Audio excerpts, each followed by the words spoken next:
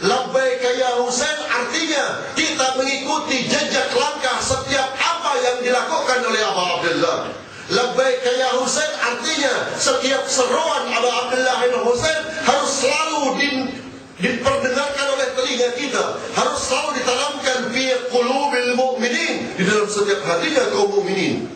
Wala tabruda abada, tidak akan pernah yang bernama hilang, tidak akan pernah yang bernama dingin apa yang disebut dengan gejolaknya kaum mukminin jika semua kaum mukminin mendengar dengan telinganya, mendengar dengan hatinya ajakan dan seruan Abu Abdullah bin Husain.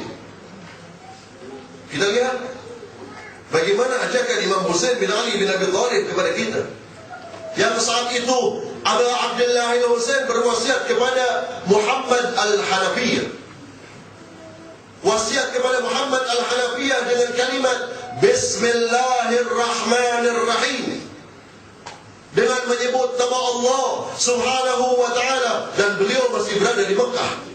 Afwan, beliau masih berada di Madinah. Beliau hendak berangkat menuju ke Mekah. Wa inni lam ahrud asharan wala batara wala mufsidan wala zalima. Sesungguhnya aku, di dalam tulisan wasiatnya beliau kepada Muhammad al-Hanafiyah, sesungguhnya aku keluar ini bukan untuk berpesta pora, bukan untuk berpoya-poya, bukan untuk kerusakan, bukan untuk berbuat kezaliman, tetapi ini seruannya.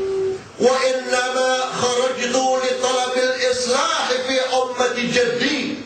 Akan tetapi semata-mata aku keluar ini li talabil islah, untuk mencari kemaslahatan, untuk mencari persatuan fi ummati jaddi. Teriakan Al-Husain yang pertama, ajakan Al-Husain yang pertama, dan sampai kepada kita yang saat itu Imam Husain sampaikan kepada Muhammad al-Hanafiyah adalah li talabil islah fi ummati jaddi, untuk mencari kerelaan, untuk mencari kemaslahatan di dalam umat datuku Rasulullah sallallahu alaihi wasallam.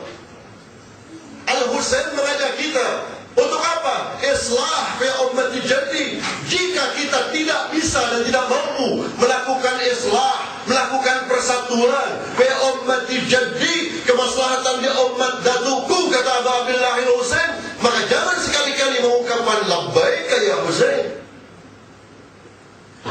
Berikutnya Al-Husain mengatakan, uridu an amura bil ma'ruf wa anha 'anil munkar. Ajakan dan teriakan Imam Husain yang kedua adalah, aku keluar ini untuk beramar ma'ruf dan melakukan nahi kemungkaran. Artinya apa? Imam Husain bin Ali bin Abi Thalib tidak mau melihat yang bernama ma'ruf ini menjadi kemungkaran dan kemungkaran menjadi al-ma'ruf. Imam Husain ingin amar ma'ruf nahi munkar. Jika Imam Husain mengajak kepada Muhammad al-Hanafiyah dan sampai kepada kita saat ini akan seruan dan ajakannya Abu Abdullah bin Husain untuk amar ma'ruf nahi munkar, maka sudah menjadi kewajiban dan keharusan kita bagaimana kita melakukan amar ma'ruf nahi munkar. Jika itu mampu kita lakukan, maka kita pantas mengungkapkan kepada Imam Husain, labbaika ya Husain. Aku menyeru panggilanmu ya Husain. Aku mendengar panggilanmu ya Husain, karena engkau mengajak amar ma'ruf nahi munkar. Berikutnya yang ketiga, Imam Husain di dalam wasiatnya juga, wasiru bisirati jaddi wa bi Ali ibn Abi Thalib. Dan aku, kata Imam Husain bin Ali bin Abi Thalib alaihi salatu wassalam, asiru bisirati jaddi, aku ingin berjalan di dalam jalan datukku Rasulullah sallallahu alaihi wa alihi, dan aku ingin berjalan di atas jalannya ayahku Ali bin Abi Thalib alaihi salatu wassalam. Artinya apa? Imam Husain bin Ali bin Abi Thalib mengajak kepada seluruh umat manusia, termasuk kita yang ada duduk di sini, untuk selalu berjalan di atas jalannya, relnya Rasul sallallahu alaihi wa alihi, dan di atas relnya ayahanda Amirul Mukminin Ali bin Abi Thalib. Bukankah Al-Quran mengatakan wabil walidaini ihsana, wabil walidaini ihsana, dan kedua orang tua yang dikatakan oleh para mufassirin bahwa kedua orang tua yang hakiki untuk umat manusia adalah Ar-Rasul sallallahu alaihi wa alihi dan Ali bin Abi Thalib alaihi salatu wassalam. Sehingga pantas Abu Abdullah al-Husain mengatakan, aku ingin berjalan di atas jalannya, relnya datukku dan relnya ayahku Ali bin Abi Thalib alaihi salatu wassalam. Ditekankan lagi oleh Abu Abdullah al-Husain alaihi salatu wassalam, faman qabilani biqabulil haqq fallahu awla bil haqq. Barang siapa yang menerima akan panggilanku ini, akan seruanku ini, maka Allah subhanahu wa ta'ala yang lebih berhak. Wa man radda alayya hadha, dan barang siapa yang menolak akan seruanku ini. 3 seruan oleh Abu Abdullah al-Husain termasuk kepada kita.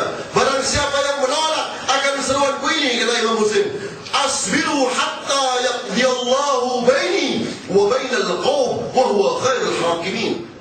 Aku akan tetap bersabar sehingga nanti Allah subhanahu wa ta'ala akan menjadi qadhi, akan menjadi hakim, akan menjadi qadhi antara aku dengan sekelompok kaum. Kaum yang mana? Kaum yang akan mendurhakai aku, kaum yang mendolimi aku. Wa huwa khairul hakimin. Dia Allah subhanahu wa ta'ala paling baik-baiknya hakim, paling sempurnanya hakim, segala maha hakim. Oleh kerana itu, Imam Husain bin Ali bin Abi Thalib alaihi salatu wassalam di saat itu memanggil dan menyeru kepada kita, dan kita pun mendengar dengan telinga kita, dan kita pun mendengar di dalam majlis ini layali al-muharramat, khususnya di malam kelima ini, mendengar akan seruan Abu Abdullah al-Husain. Maka kita harus meletakkan di dalam hati kita, labbaika ya Husain, aku menyeru akan panggilanmu, aku menyauti akan panggilanmu ya Abu Abdullah. Ikhwani, panggilan Imam Husain yang berikutnya, ketika Abu Abdullah al-Husain sampai di kota Makkah. Imam Husain bin Ali bin Abi Thalib ketika sampai di kota Makkah, beberapa hari kemudian beliau menuliskan surat yang dikirimkan untuk para pembesar Basrah. Para pembesar Basrah tersebut diantaranya ada Malik bin Masma' al-Bakri. Imam menulis dan mengajak untuk para pembesar Basrah. Bagaimana ajakan Abu Abdullah? Bagaimana teriakan dan sautannya Abu Abdullah yang harus diperdengarkan oleh telinga kita? Beliau mengatakan begini, وَقَدْ بَعَثْتُ رَسُولِي إِلَيْكُمْ بِهَذَا الْكِتَابِ. Dan sampai juga surat tersebut kepada kita di malam ini. Aku utus seorang utusan kepada kalian semua, wahai para pembesar Basrah. Hadzal kitab, tulisan ini, wa ana ad'ukum ila kitabillah wa sunnati nabiyyi, dan aku mengajak kalian semua kepada kitabnya Allah subhanahu wa ta'ala dan sunnah nabinya. Fa inna sunnata qad umitat wal bid'ata qad ahyat. Karena sesungguhnya yang disebut dengan sunnahnya Allah subhanahu wa ta'ala telah mati dan bid'ah telah hidup. Kemudian Imam Husain mengatakan, fa in tasma'u qawli ahdikum ila sabilir rasyad. Jika kalian semua mendengar akan ucapanku, kata Imam Husain, ahdikum ila sabilir rasyad. Jika kalian semua mendengar akan ucapanku, termasuk kita saat ini mendengarnya, ahdikum ila sabilir rasyad, aku akan tunjukkan kepada jalan yang lurus. Artinya Imam Husain bin Ali bin Abi Thalib mengajak kepada kita untuk menghancurkan yang bernama bid'ah, untuk menghidupkan yang bernama sunnah nabinya dan sunnah para nabi-nabi sebelumnya. Menghidupkan Abu Abdullah dengan marasim seperti ini di dalam setiap majlisul azab adalah menghidupkan sunnah nabinya, menghidupkan sunnahnya Adam yang pernah meneteskan air mata, menghidupkan sunnahnya Ibrahim yang pernah meneteskan air mata karena Abu Abdullah. Sampai Rasul pun mengatakan, man baka wa abka wa yatabaka falahul jannah. Barang siapa yang menangisi anakku Al-Husain, barang siapa yang menangiskan orang karena anakku Al-Husain, dan barang siapa yang berusaha untuk menangisi Abu Abdullah Al-Husain, falahul jannah, maka surga bagiannya, kata Rasul. Maka majlisul azab seperti ini, hadirnya kita di tempat ini adalah salah satu di antara bentuk. Untuk apa? Untuk ungkapan labbaik ya Husain. Ikhwani wa akhwati, para pecinta Al-Husain, masih ketika Al-Husain di Makkah, ketika beliau hendak pergi menuju Karbala, beliau mengajak dan khutbah di hadapan kaum muslimin, khutbah di hadapan manusia saat di Makkah Al-Mukarramah. Panjang khutbah beliau. Salah satu di antara cuplikan khutbahnya beliau, "Wama aulahani ila aslabi ishtiyaqu Yaqub ila Yusuf."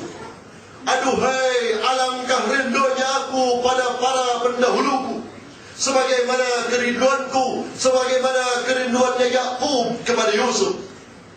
Ridha Allah, ridha ahlul bait, keriduan Allah berada pada keriduan kami ahlul bait. Nasbiru ala balaih, kami bersabar akan bencana dan cobaan yang telah menimpa kepada kami. Man, di sini Aba Abdullah Al-Husain mengajak kepada kita semua dan mengajak orang-orang Mekah saat itu. Man kana badhiran fina muhjatahu wa muwaddiran ala liqa'illah nafsah. Barang siapa yang hendak dan siap mengorbankan dirinya, mengorbankan hartanya, mengorbankan untuk bertemu dengan Allah Subhanahu wa taala yang disebut dengan kematian. Di sini Imam mengajak, falyarhal ma'ana. Maka ayo, mari pergi kepada bersama kami ke Karbala. Falyarhal ma'ana. Imam mengajak saat itu, falyarhal ma'ana. Mari kita pergi. Dan rihlah memiliki mana yang lain untuk bepergian. Biasanya rihlah di dalam bahasa Arab memiliki mana bepergian yang penuh dengan kebahagiaan. Al-Husain mengajak manusia dari Makkah yang mendengarkan khutbah saat itu dan mengajak kita saat ini, falyarhal ma'ana ila Karbala. Mari kita berangkat menuju Karbala dengan penuh kebahagiaan. Dan kita bisa contohkan dan kita buktikan, manusia yang berangkat ke Karbala tidak ada yang meneteskan air mata karena kesedihan, tidak ada yang meneteskan air mata di Karbala karena kedukaan. Tapi tetesan air mata yang dikeluarkan oleh mereka adalah apa? Adalah kebahagiaan. Jawaban Sayyidah Zainab ketika di istana Yazid laknatullah alaih, apa yang kau lihat wahai Zainab pemandangan di Karbala? Zainab mengatakan, ma ra'aitu illa jamila. Tidaklah aku melihat di Karbala pemandangan illa jamila, melainkan keindahan. Keindahan adalah kebahagiaan. Maka Imam Husain mengajak, fal yarhal ma'ana. Mari berangkat dan pergi menuju kepada kebahagiaan Allah Subhanahu wa taala. Fa inni rahilun musbihan insyaallah. Karena sesungguhnya kata Imam Husain, aku akan berangkat besok pagi-pagi insyaallah ta'ala.